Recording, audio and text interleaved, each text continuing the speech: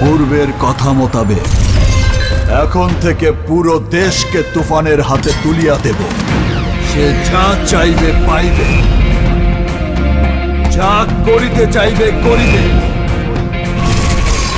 তাহাকে কোনো কিছুতেই বাধা দেয়ার এখতিয়ার কেউ রাখিতে পারিবে না।